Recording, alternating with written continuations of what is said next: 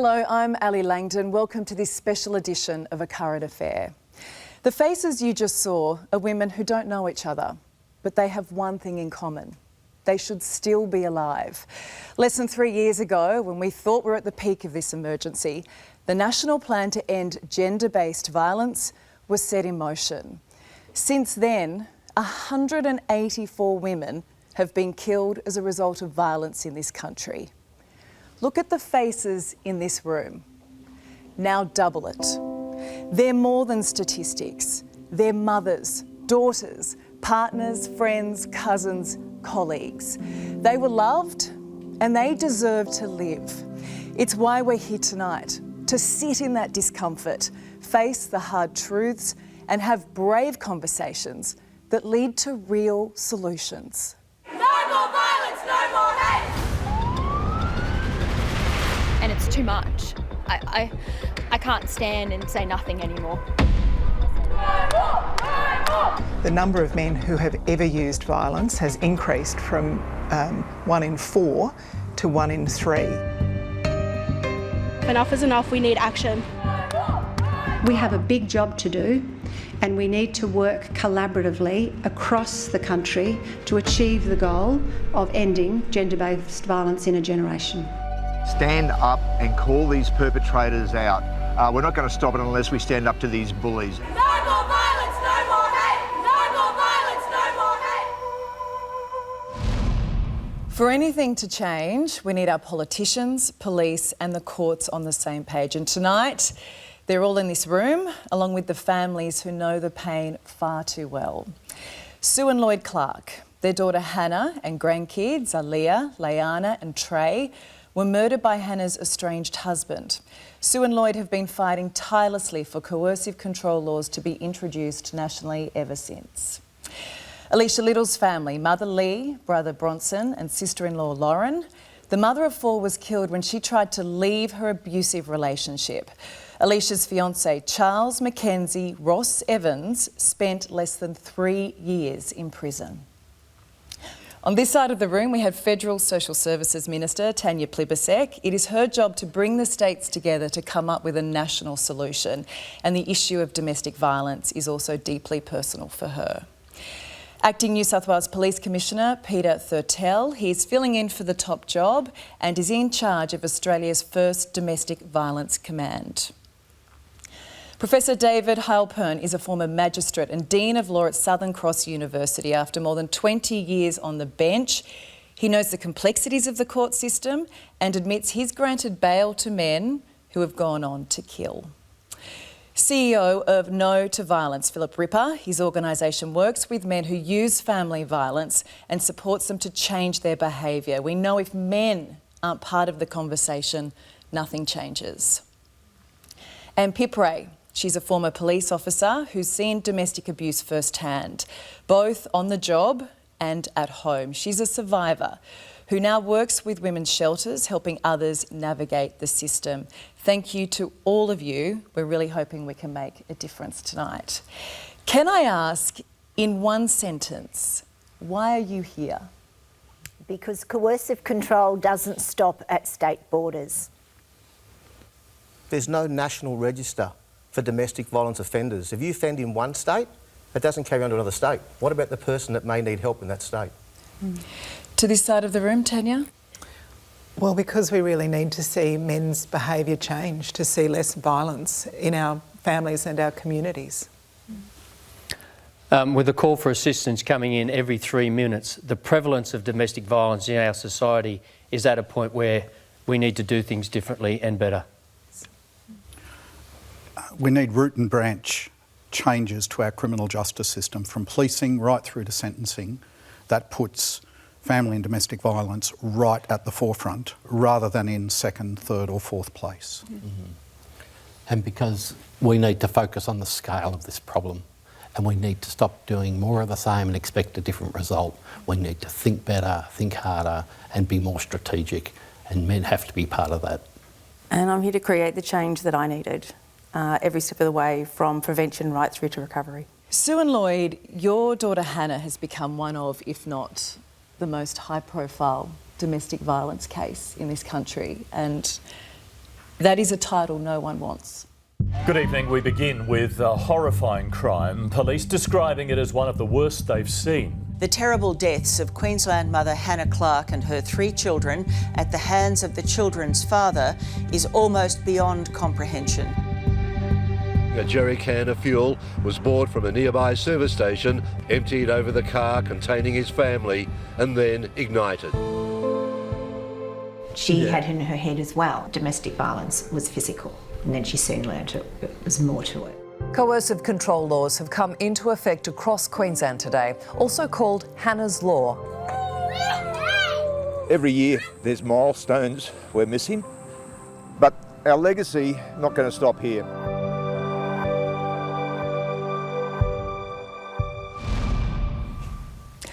Doesn't get any easier seeing that, does it? It gets harder, I think. You miss them more.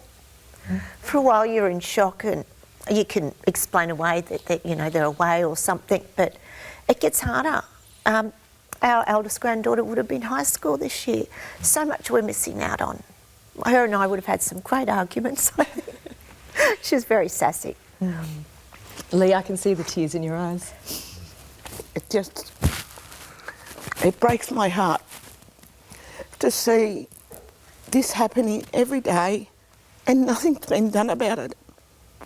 You sit beside Sue and Yep. you know that pain. I do. More than any of us for the here rest of our understand. lives. We know Hannah's name and we know the kids, and we're so sorry for that. But Lee, Bronson and Lauren, we should all know your daughter's name, your sister's name, and not enough people do. A man has been charged with murder following the death of his partner, a mother of 4 in Kyneton. And emergency services were called to her Lavenders Lane home following reports of an assault. At the time the police got there, my sister was deceased. She'd been crushed between a water tank and a motor vehicle that he was driving. At first, police charged Charles Evans with murder. When the case went to court, prosecutors struck a deal. Evans got just 4 years jail. Our daughter's life was only worth 4 years, but he only did 2 years, 8 months. Absolutely ridiculous. I don't know what's wrong with our justice system, but it needs to be fixed bad. You're her voice now. Yep. She's so much more than a statistic. Tell us about Alicia, the mum of 4, your daughter, your sister. Bright, bubbly, happy, gave the best hugs you could ever have. It hurts. It hurts. I can't call my sister for advice. My kids can't call her auntie. Nothing's going to bring my sister back. I've bought my sister. That's all I have. All I have is my sister.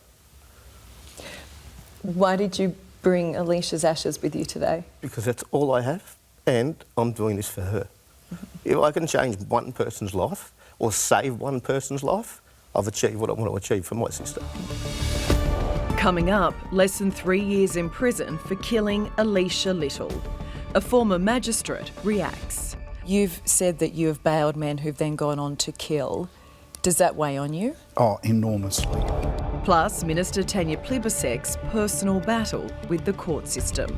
I've never done anything as emotionally draining as that. And they didn't know they were abusive. The wake-up call that changed these men's lives. Belittling, yelling and humiliation. It was severe emotional abuse. At the time the police got there, my sister was deceased. She'd been crushed between a water tank and a motor vehicle that he was driving. Evans got just 4 years jail. Our daughter's life was only worth 4 years, but he only did 2 years, 8 months. Anyone else filled with rage hearing that sentence? It's truly shocking, and I really feel loss. It really adds to the pain to be told that your daughter's life is only worth less than 3 years jail time. In Alicia's case, a plea deal was done where the murder charge was dropped to dangerous driving causing death. How is her life worth so little, David? So the criminal justice system just does not have as its focus personal violence, and it needs to change. Just a couple of examples. Shoplifting carries a maximum penalty of 5 years imprisonment. Break and enter carries a maximum of 12 or 14 years imprisonment, whereas breaching an apprehended domestic violence order is 2 years. I know, sitting as a magistrate, the number of drug driving matters that I would get before me, that's detection matters, would interfere completely with my ability to deal properly with domestic violence cases. He lost his licence for longer than he spent in jail. Now, he can't drive a vehicle in jail. Yeah. Where is the justice system? How does that work? Look, to be perfectly honest, the system failed us. Exactly. And who's I'm more accountable? than happy to stand up and say it. The system failed my family. I don't think that there's room anymore for these piecemeal changes. We actually need a holistic change to ensure that victims of violence take pride of place in the criminal justice system rather than just being another case. I think we're all aware that if bail is granted to an offender, for that to be reconsidered by the Supreme or other higher courts is a really long-term process that just really doesn't happen much at all. That needs to be really quick. But let's talk about bail for a moment, because I think we often hear that someone gets bailed and we sit at home and go, how the hell would anyone, how would a magistrate or a judge let that person out? How do you come to that decision, David? It's really difficult because what you're doing is trying to predict human behaviour. And there are literally thousands of domestic violence cases involving threats that come before you. Right. And you can't bail refuse all of them. So you have to try and do your best to pick the ones that aren't going to reoffend and the ones where there isn't a strong prosecution case and where there is no prior record, all of the factors that we take into account. And how quickly do you have to make that decision? It's a matter of minutes for each matter. Determining bail it's a really tough decision and mistakes are going to be made. You've said that you have bailed men who've then gone on to kill. Does that weigh on you? Oh, enormously. Just as much as bail refusing people who then are killed in custody. Yeah. And that happens too. So this is a very high stakes, very quick decision that has to be made, replete with error. And the answer, or there is no single answer, but part of the problem again is the appeal system.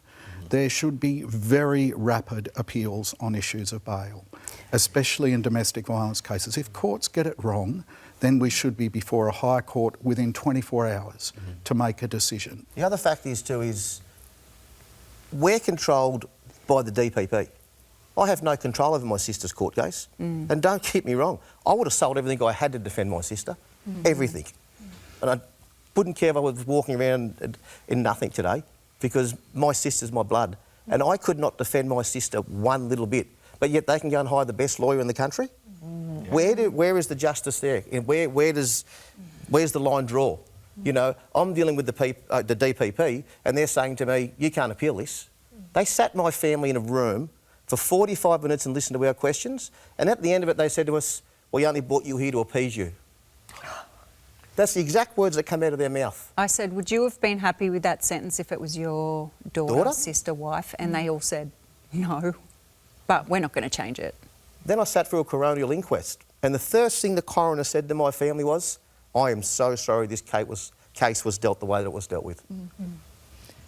Doesn't bring my sister back. We have a federal minister who, I'm sure you don't mind me sharing, Tanya. I mean, as I said, this is a deeply personal issue for you. Your daughter went through the court system because of an abusive relationship.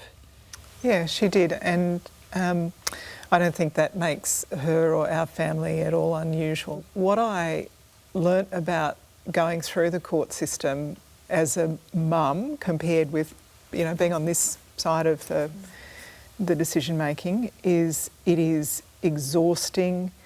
It is demoralising. Yep. It's, I mean, you know, she was still asked what she was wearing and how much she'd been drinking when one of the assaults happened. I was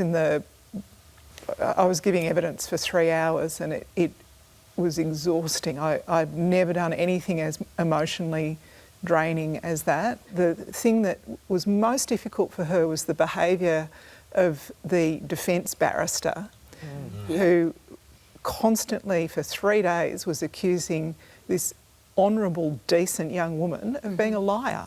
Yeah. Exactly the same situation. We had the same thing. Exactly the same thing we went through. And I know that you have to test, you know, someone is innocent until proven guilty. I accept that is a fundamental principle in our court system. But the damage done to the, you know, to the people who are giving evidence in a situation like this because of the way that that testing is done really is very hard to get over. Wow. And so you think about my daughter, great support from the police, great judge, family support as much as we could give her. It was hard for us as a family. For those people who don't have that support, it must be almost impossible to live through. And Pip, because you help victims and survivors navigate this system with police and the courts. Yeah. It is messy and it is confusing. I interpret all of that language for a victim to make it easier for them to understand, because this is a system that they've probably never had to deal with before, and you would know as well that, like, when you're not involved in it, you don't know what's coming next. The anxiety that sits with those victims is incredible, because they're not quite sure. But I know that they rely heavily on the police in a fact sheet to tell what, you know, what that history of that person might be, or what the demeanour of the person is before making a decision as well. So you've got all this information coming in a matter of minutes to make a decision. And to be honest, I don't think that the court system is always a great place not to bring your children into.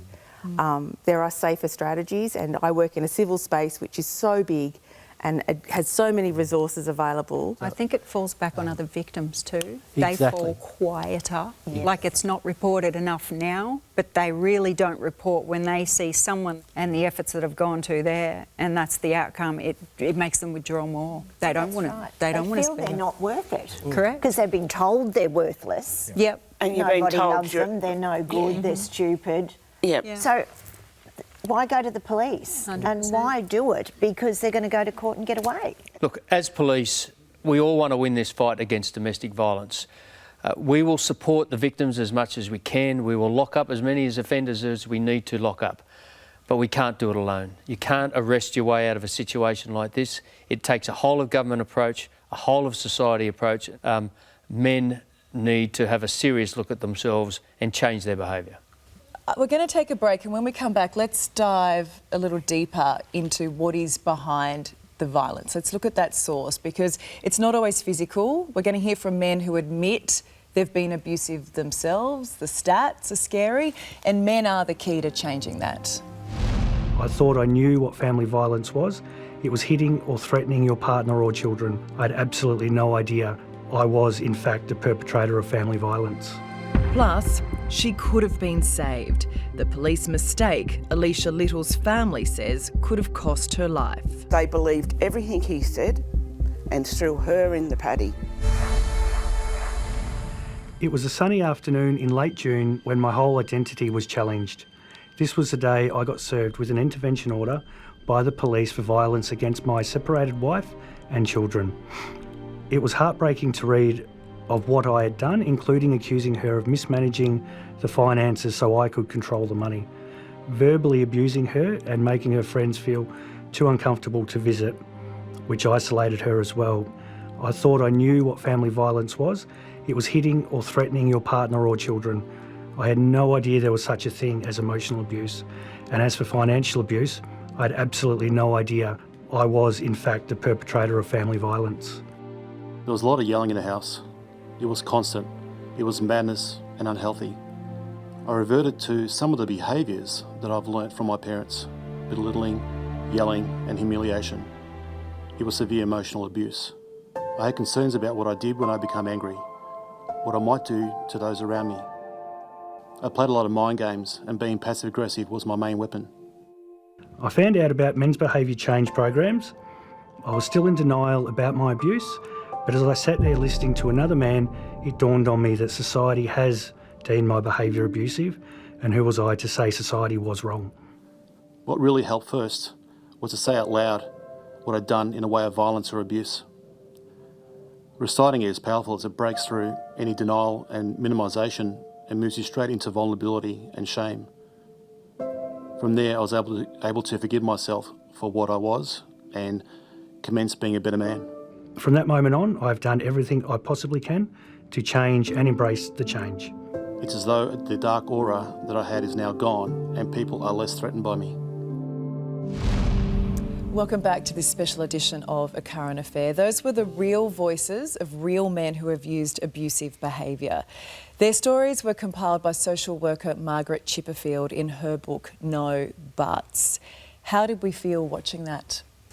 I like to hear men trying to change. I think it's great. I heard of a story not long after Hannah passed of a husband of a friend of Hannah's who started reading about coercive control and red flags and actually went to his wife and said, "Oh my God, it's like looking in the mirror." And he went and got help. I like to see that. Not all men who are perpetrators are going to kill, and not all are as dangerous as our perpetrators. Some can change. They all deserve one chance, a perpetrator. Give them that one chance. And if they go back to their old ways, they feel the force of the judicial system doubly. I think it's courageous to admit it, and I respect people who try and change. I think it's sometimes a very dangerous time for women in relationships though, because the men say, "I'm really trying to change, look, I'm doing this program." You have to be very certain that what you're doing is working and that it's keeping the women and children safe, because the end of a relationship is a very dangerous time. I think too, as a male, like, it took me a lot to speak about my sister. It took me a long time to come to have the courage to do it and to know what to say and how to say it, because as men we think we're that strong we don't have to do anything. You know, we're tough, we can handle all of this sort of stuff. But to hear them gentlemen speak like that, that's a huge step. That is a massive step for them. And I think moving forward, if we get more males into them classes, into them rooms and talking to people, it's moving forward. If we're to solve this epidemic, we need men to be front and centre. Philip, are we calling it out enough? And what more can men be doing? Look, I think one of the problems we have at the moment is we treat all people who use family violence as sort of one and the same. All men are the same. And what we know is that no two people on the planet are the same, no two men are the same. But we don't have the sophistication of the responses that we need for different men at different points. What we know is that there are a lot of men who have a light bulb moment at some point and say, "This is me," or "I need different." It's very hard to predict when that light bulb moment will be. Some men are very good at blaming others and failing to take responsibility. So what we say to men generally is, be a man, be an adult, understand your choices, understand you can make better choices. Using family violence is always a choice. Ring our men's referral service 24 hours a day, 7 days a week. Speak to a trained telephone counsellor about your use of family violence. As we've been speaking about, 1 in 3 men have used a form of violence towards an intimate partner, and a vast majority of those were emotionally abusive. Acting Commissioner, we need to remember that most men, the majority of men, are good and are appalled by this abhorrent behaviour that we're talking about here tonight. So what is your message as a man to anyone listening tonight? So, as you pointed out, most men are good. Those good men play a role, a very strong role, to call out the behaviour of their friends, their family members, etc., that engage in domestic violence or abuse or coercive control, and point out to them, if they don't have the common sense to reflect on their own behaviour, then point out to them that what they're doing is unacceptable, that it's wrong by their family, it's wrong by their mates, and they're not the sort of person that they want to hang around with if they engage with that sort of behaviour. But also, where necessary, they need to call the police and let us know what's going on as well. One of the big challenges that we don't talk about nearly enough is the amount of violent, misogynistic pornography online. Yes. And the fact that teenage boys are watching violent porn before they've had their first kiss. And there's something damaging to the soul about this. And I think we're kidding ourselves if we think that just making longer sentences or just locking up more people is going to make the difference. It's programs, it's education, active policing, it's education, and it's telling your stories that make the difference. It's educating the schools, it's educating the police, the judicial system, it's educating the community. 5 years ago, no one knew what coercive control was. Well, I didn't. All these professors and professional people did. And that's when we said, well, we've got to do something about this. You know, this is just bull. And coercive control, you've got to look at the whole story. Yes. Not just the victims. You've got to speak to friends and family. The kids, the children. Yeah, the kids know. They know. Alicia, she would have dobbed him in straight away. You And know? Leanna at 3, who loved babies, told me she was never going to be a mum because husbands yell at you all the time. Pip crosses that line because you were turning up to some of the worst DVD cases as a young police officer. But just explain what was happening at home and how were you explaining away that behaviour? So I would turn up, and normally when I would think that the police are called, it's really serious. But when I went home and there was that little bit of coercive control, there was a snipe here or a sarcasm or making me feel uncomfortable in my own house, chipping away at my parenting, I knew it wasn't as bad as what I was dealing with at work. So my threshold became so high that I actually was able to tolerate a lot more. You explained it away, almost. So for me, I became numb. I became, you know, something quite significant would have had to have happened to me to make me realise what was really going on. That's why Small Steps have started 2 programs. Hannah's Story, which is the red flags, and the Holt one, which is for kids in schools. We've only just started, you know, been going to 12 months, but it's going gangbusters. Hannah's Story has been picked up by the Tasmanian Police. They are getting great results down there. Now they're seeing perpetrators getting put in jail. And it's because the young constables and even the old guys are realising what coercive control is. They're seeing those red flags. Hannah had 27 out of 37 red flags. We didn't know. We didn't know at the time. That's why we thought we need change. And everyone now is wanting that change. So, for goodness sakes, listen to the podcast, listen to Hannah's Story. You'll hear those and see those red flags. And for those men who don't use family violence, step up. This matters. This matters to our whole community.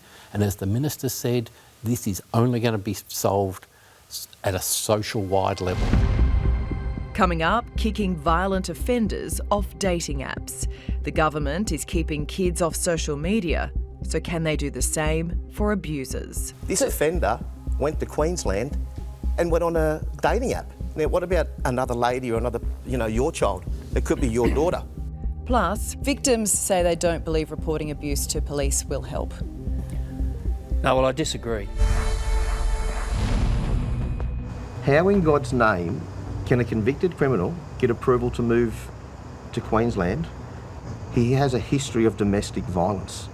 He's done it to his ex-wife, he's done it to my sister. And all I can say is this bloke will repeat again. So, Charles Evans is now 52. He moved from Victoria to Queensland and he's on Tinder and he's on Bumble. He's even going on in international dating sites. I think we all agree, right? Someone like Charles Evans should not be allowed on dating sites without his history well known to every woman who's ticking yes or swiping right. What about another lady or another, you know, your child? It could be your daughter. Could be your daughter. They don't know. Because we look at what the federal government is doing and most of us applaud it in trying to keep kids off social media until the age of 16. Can we have a similar program where we're keeping women safe on dating sites? There is a real responsibility on the companies that are making a 100%. fortune out of the dating apps to be able to remove people if they're not safe. Now, there is a code of conduct. This is world leading. The code of conduct does allow these companies to remove people who are not safe, but I don't know how hard the companies are working to do Tanya, that. do you know that they only remove them if you report it? Yeah. and then they've got to investigate it. Yeah. And then, Yeah. if it doesn't come up that anything's showing, Yeah. they leave them on there. Yeah. So you're always relying on the victims again. I think the hardest part about it all is introducing legislations is great, but then who polices those things that then come in? So who's then responsible for keeping an eye on that stuff? Acting Commissioner, do you have some thoughts on this? Yes, I do. In New South Wales, come the 29th of September this year, we'll be introducing legislation on serious domestic abuse prevention orders, which will allow us to actually apply to the court in some circumstances to prevent people having access to dating apps, to social media, etc. So that will be a game changer for us, particularly for those serious matters where we hold real concerns about the risk that these people pose to the community in general, but more specifically to victims of domestic violence. Just to terrify everyone, Charles Evans recently wrote on his Facebook profile, "Don't know why I'd done it, don't know why I'll do it again." There was no context, but that is chilling considering we know what he has done. Acting Commissioner, would local police know that this person is now in their town? If it was a New South Wales person that was registered in New South Wales, we would likely know that he is moved into that area, and then we can proactively enforce any apprehended domestic violence orders that are in place at the time. But we can also proactively keep an eye on people where there aren't actual orders in place as well. So is that information shared across state lines? It has the ability to be shared across state lines, particularly the existence of an order, but not necessarily if somebody has no order and just moves interstate at a particular point in time.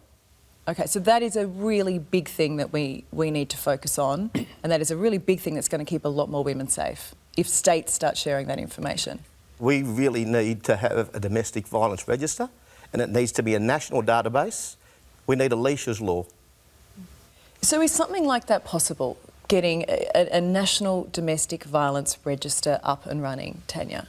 Well, there's a couple of things. South Australia has a register and New South Wales has trialled one.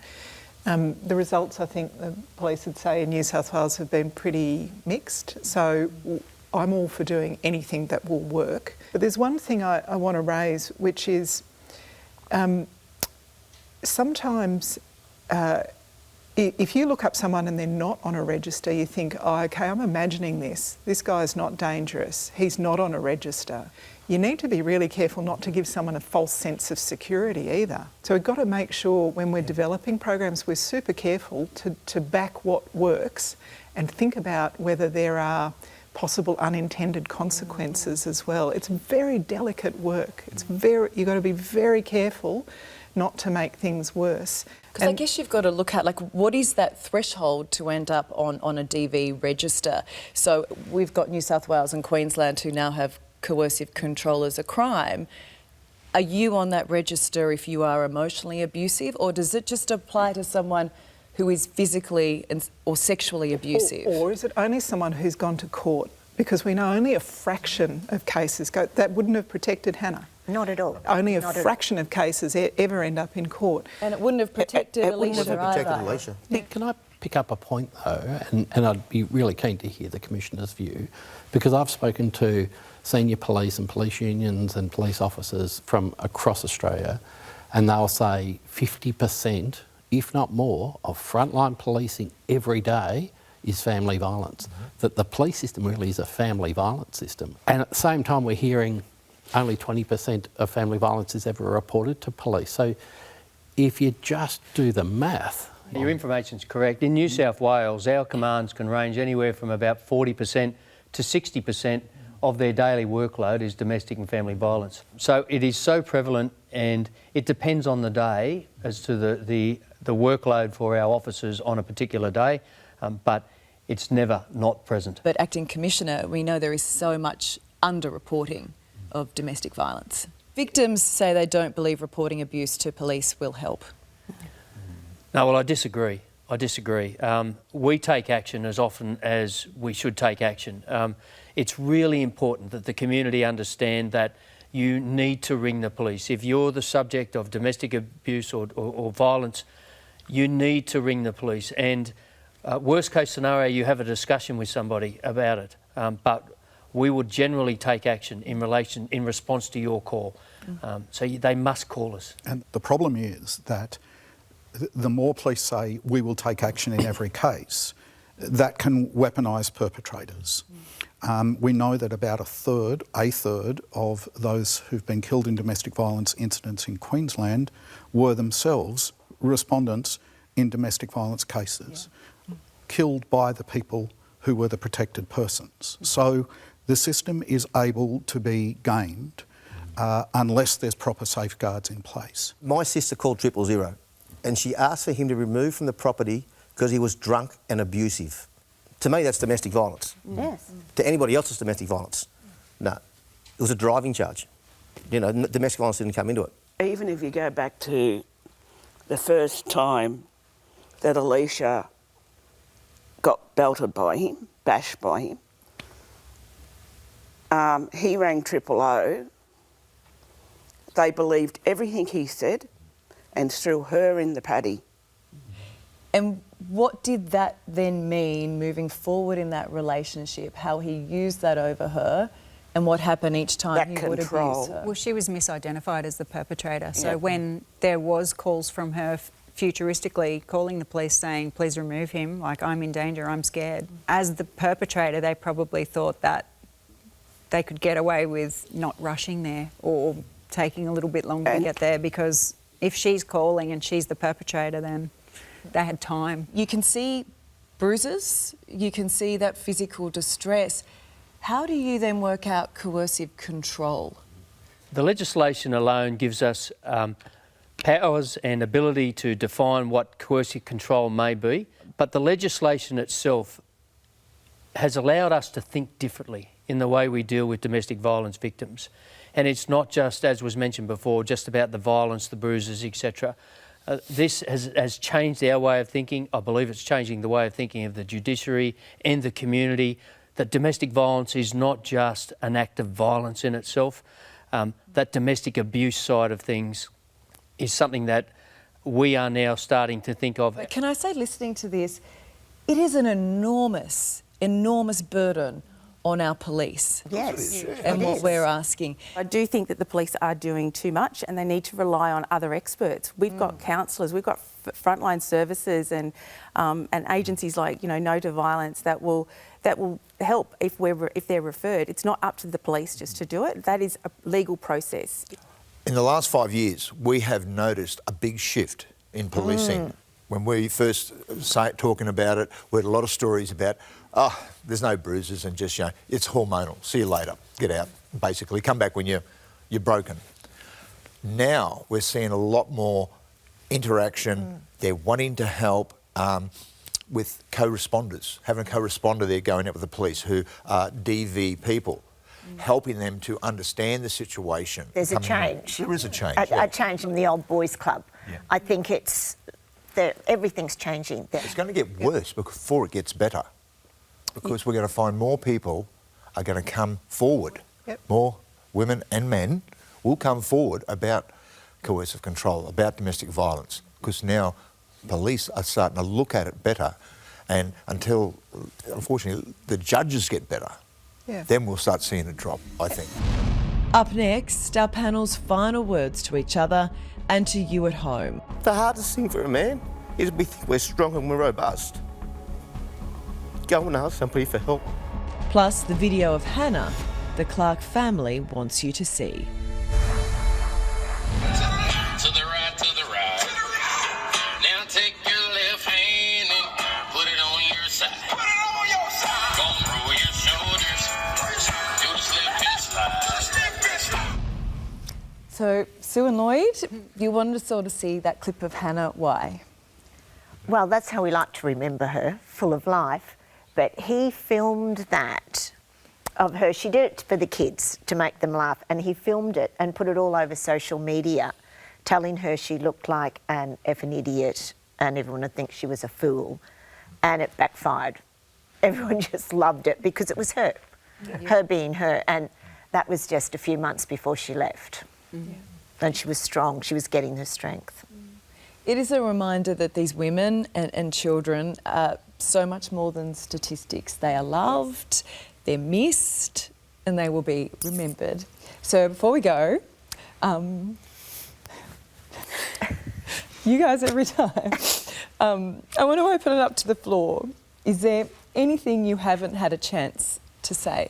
I want to say that, you know, I am your daughter that survived, and even with all my skills and knowledge and understanding of this system, I still found it really hard to leave. I hate to hear people say, can't be that bad or she would have left. Yeah. They don't understand. If you know somebody who's in a domestic violence situation, please be patient. They will leave when they are ready, and it's safest for them to leave when they're ready. Let them know that they have a safe place to go to, help them with a safe escape plan, but just be patient, let them know you love them and believe them. Well, too often we ask, why didn't she leave, when we should ask, where would she go? Yeah, correct. And will she be safe? And will she be safe when she leaves? Couple of things that we're doing as a government that will help. $1 billion investment in accommodation for women and children fleeing violence, new refuges, new homes. And the second thing is from the 1st of July this year, leaving violence payment that makes it easier to afford to go. And we know that none of these things on their own are the solution, but every element of this has to work together to make our society safer for women and their children. Lee? Oh. Do you feel heard tonight? Yes, I do feel heard. And I feel that there's going to be change, but it's going to take a long, long time. You know, we're one country. We should have one database for domestic coercive control and let it stand. I'm going to say this as a male. It ain't weak to speak. Stand up and speak out. If you need help, go and get help. Because the hardest thing for a man is we think we're strong and we're robust. Go and ask somebody for help. Because I did, and it was the best thing I ever did. Thanks, Bronson. It's just a shame this gets highlighted every time there's a death. So as long as we're talking about it and we're making moves in the forward direction to make that change, then no one else has to die. It's that one word behind you, enough. Enough. Yeah. Yep. It's enough. And honestly, to you as families, I will hold in my heart the women you have lost and do everything I can so that no one else has to suffer what you have suffered as families. Yeah. And coming from us to you, you've lived this on both sides. You've lived it as a politician and you've lived it as a mum. So thank you. Thank you for helping make the steps forward. Thank you. So gender-based violence isn't something we can fix in a couple of years, and it's certainly not something that we can fix here in one night. But we need to make noise to make change, and so to everyone on the panel, thank you, you are doing that. And to you at home, thank you so much for listening. If you or someone you know is experiencing sexual abuse or family violence, there is help. Call 1-800-RESPECT. That's 1-800-737-732. I'm Ali Langdon. Thank you so much for your company. Good night.